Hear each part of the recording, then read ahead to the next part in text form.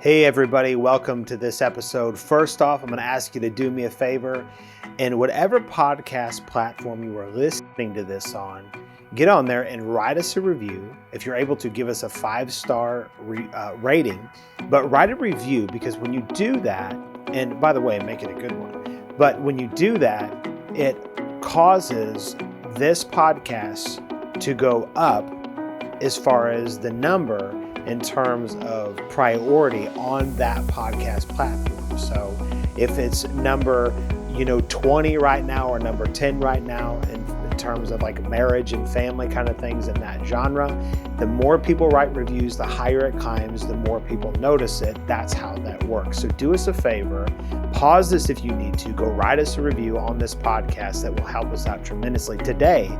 However, you need to know this is a great conversation. We had some fun with it. It was really good. You're going to be greatly benefited. This is one of the most practical things you're ever going to hear us talk about, and it's really just about being a good listener. We talk about body language, all kinds of stuff. Be blessed as you listen.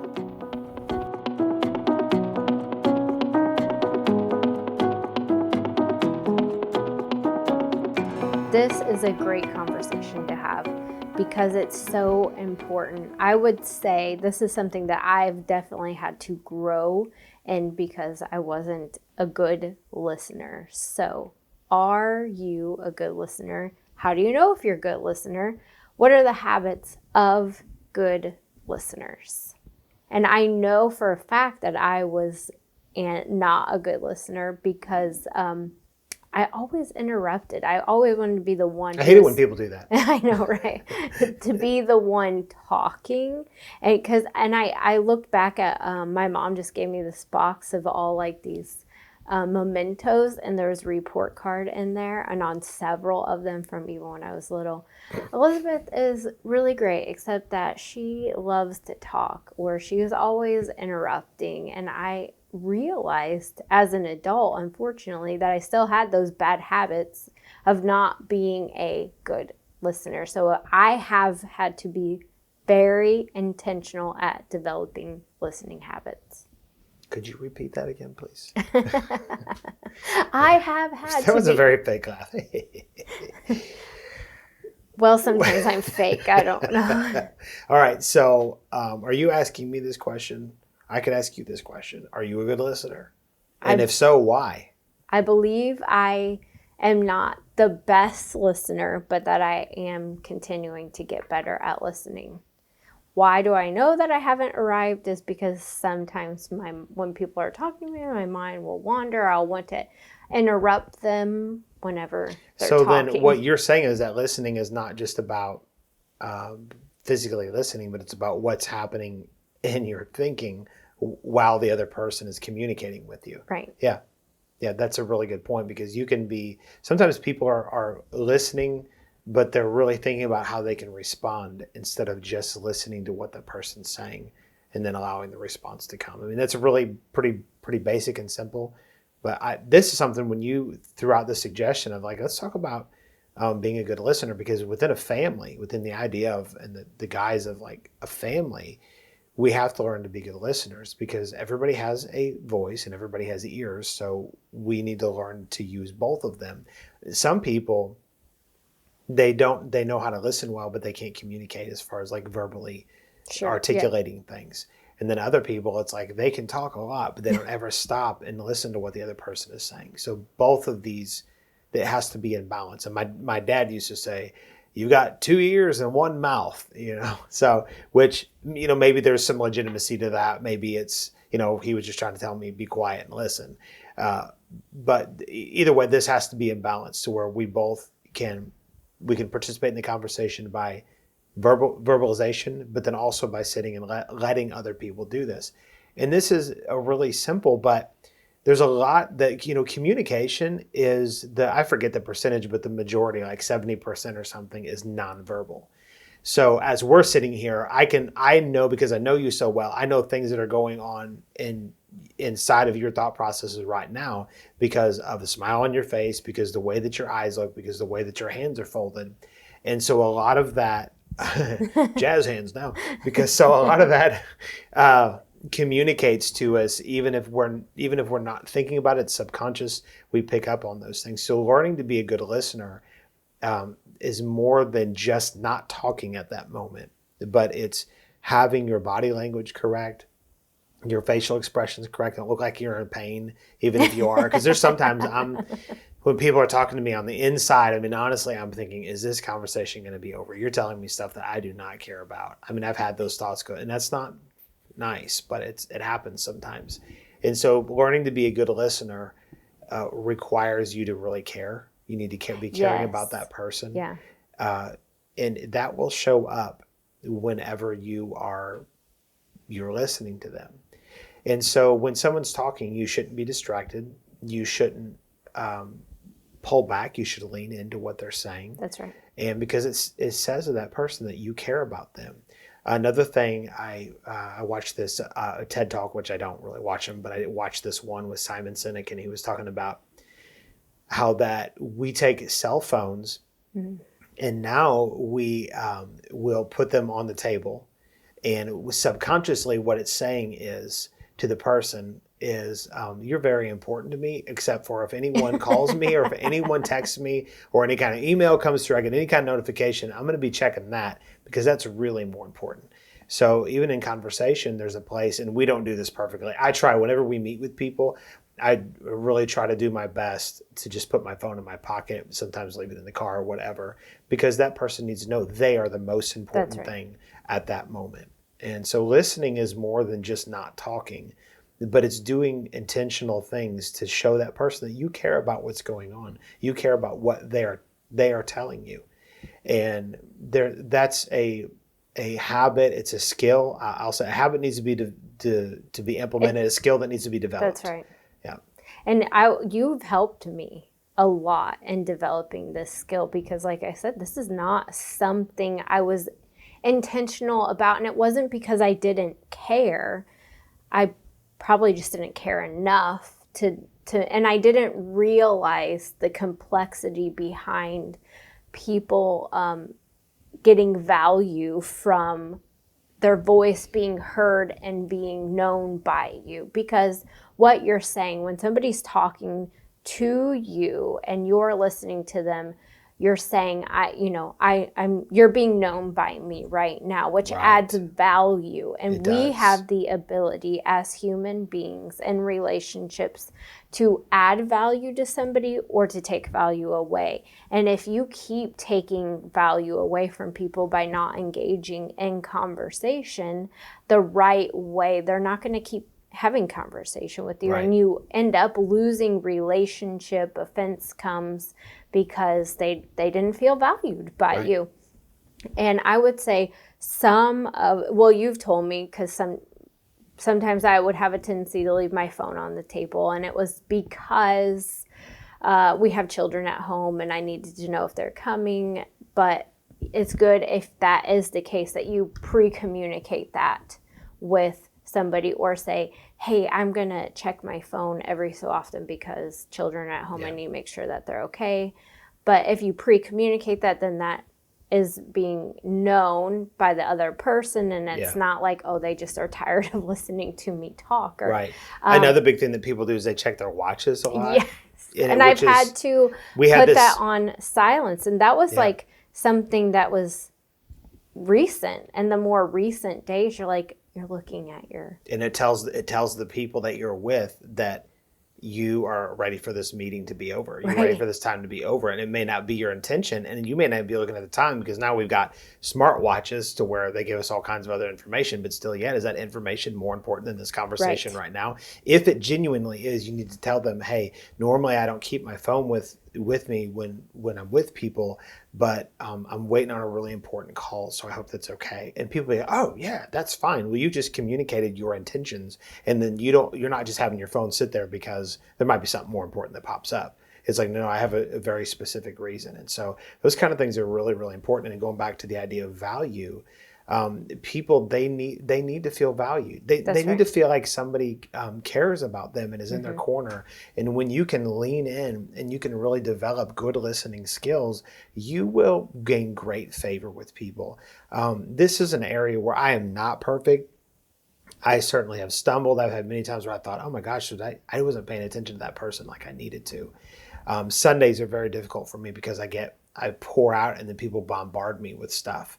And usually when people are like, will you pray for this? I'll be like, let's pray right now, because I know when I leave that I'm not going to retain what they told me, because I'm empty and full all at the same time. And it's like, I can't handle anymore, but people don't really understand that.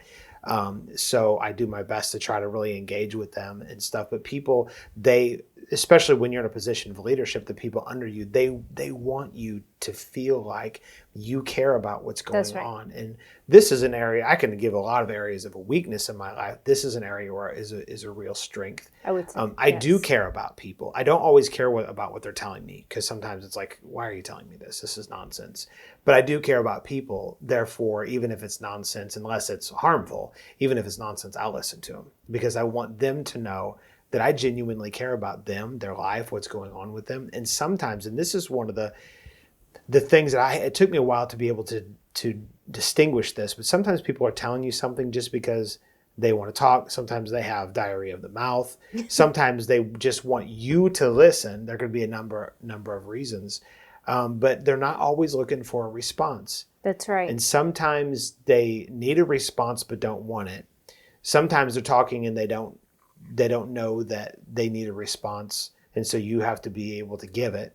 And other times they are talking and they're looking for your response, and you need to be able to give it. But oftentimes people are just talking and they just want you to listen. And they're not looking for any unsolicited advice. They just want to tell you what's going on.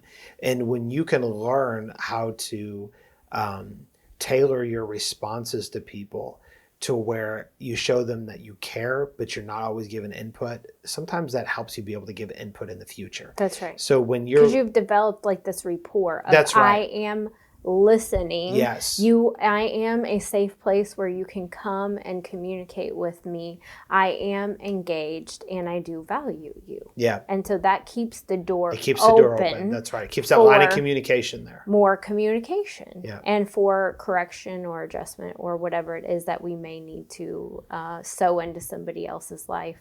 Or it will keep them at least coming back and saying, what do you think about this? Like, I've done all this talking and I want you to start talking so that I can hear what it is that you want to say. And one of the things that's really important too when becoming a good listener is asking questions. Because when you say, tell me how your family is doing, and everybody loves to talk about their family. Well, good or bad, people want to talk about their family usually. Tell me how it's working out with the new dog that you have. Tell me how your job is going. And you ask these questions. Now, this is where you can determine whether you're mature or not. Because if you are always talking about you and you don't ever ask other people questions, you've not, at least in the area of conversation, you've not become a mature communicator. You're an immature communicator if all you ever do is talk about you. You need to learn to ask people questions so that you can engage with their life. Do you care about how their dog is doing? Probably not. Do you care about how their job is going? Maybe you don't. Do you care about their family? Probably so, but they're probably going to give you more details than you really need to know. Why are you asking? Because you care about them. It's not about all the details, but you care about them. And when people can express what's going on inside of them to you, because they feel like they can tell you those things, then because you are a good listener, you're asking questions and you're a good listener, when they feel like they have that, then it goes back to the value thing. It builds value in them. They feel like, that person, they care about me, and they really care about what's going on in my life. I have Pastor Bobby, who's my spiritual father, and he, when I was first getting to know him, you talk about a guy that needed some instruction on how to not interrupt people when they're talking. He's the king of that. But I have so much love and honor and respect for him that I'd never say, at least not to start, I wouldn't say anything about it. He would just talk and I would just listen. And this went on for a pretty good amount of time, to where I'd have these conversations. And again, I always wanted to hear what he had to say because it was always so good. But whenever I would try to say something, because communication needs to go both ways, right? And so I would try to say something, before I know it, he would cut me off. And then, just out of excitement or whatever, And I found out later that his family said that he did this to all of them. And so, but he just has so much love for people. He just wasn't thinking about it. And there's no way I would ever say anything dishonoring to him, but it was a little quirk there or whatever. And finally one day I said, Pastor Bobby, I said, I'm trying to tell you something and you won't listen to me. And he goes, my apologies, sir. I apologize. I would never want to do that. You go right ahead and I'll listen. And so he would listen, but then, we'd have more conversations and he would find himself reverting back. And then, so I got to the point where I'd say, hey, listen up. I'm going to tell you something and I need you to just listen to me. And of course there was no disrespect. We're so close. I was able to say that with him. And he would say, yes, sir, go ahead. And he knew he needed to just listen because I was going to say something that was important or whatever. And so my point with saying all that is that, when it comes to listening, you really need to listen to what people are saying. Now with him, part of his deal is he was such a high level prophet that he was listening to things in the spirit all the time. And sometimes he would jump in and really what he had to say was probably more important than what you had to say anyways, truth be told. But when it comes to having conversation with people, we have to learn, how to just listen and let them say what they're going to say. And that's difficult when you're around certain people that they're not good listeners and you are. They will bend your ear. And so then you have to find a way to just be able to get out of those conversations. But sometimes if you're close to them, you need to say, hey, you talk a lot and you don't really listen when I try to talk. Sometimes people just don't realize it until you say That's something. Right. But we can be responsible to make sure that we're good listeners to where people, this is one of the most practical things I think we've ever talked about, but it's a really important skill. And imagine if every time that we talk to the Lord, if he just interrupted us. Now, sometimes he does. And of course we invite anything he wants to do because he's God and he's perfect. But imagine if we were never able to just talk to him and, share our heart and he just interrupted everything. Well, we wouldn't feel very valued by him. Right. So this goes back to, if you want to build a relationship and gain favor with people, really learn to listen. And there's some basic things that we can do to help develop these skills. There's some things that you shouldn't do. Let me throw out a couple of things that you shouldn't do. And then to finish up, let's just give the listeners just a few tidbits about how they can really develop at being a better listener for everybody in their home and really everybody in their life. But here's a couple of things you shouldn't do. So when I was in Bible school, I took a counseling class and there were some real practical things that were in there. So a good counselor, or a therapist, anybody in that kind of field, they are good listeners. They don't just come in and talk. They get you to talk, but they posture themselves in a way that you feel like you can tell them things. Mm-hmm. So one of the things is super simple. One of the things is don't sit and cross your legs and cross your arms. Right. When you do that, your heart might be, let me hear what you have to say, and you cross your arms. That person, it is very subconscious, but that person subconsciously, they think that you are less interested in what they have to say. Because it's a closed position. Posture, yeah. So you should sit, obviously you got to sit in a proper way or whatever if you're a lady, but you should sit, and not cross your legs and your arms. Don't slouch over in the chair, but sit and intentionally sit, like this. When I'm listening to people, like in a counseling session or something, I'll sit like this. Sometimes I might do this, but I'm saying I'm engaged in what, with my hands like this and whatever. I'm engaged in what you have to say. And here's just some nuggets about what can be helpful. Make sure that they're done speaking before you speak. Really listen to hear their heart. And lean into them, look into their eyes. Mm-hmm. Don't mess around with electronic devices.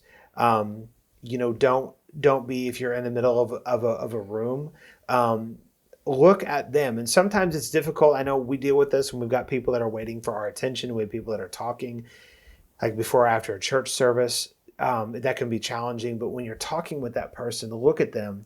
Don't always be looking to the other person. Now, if they've talked long enough, sometimes you have to begin to move away and they need to move on so you can greet some other people. That's fine. But when you're talking to somebody, look at them.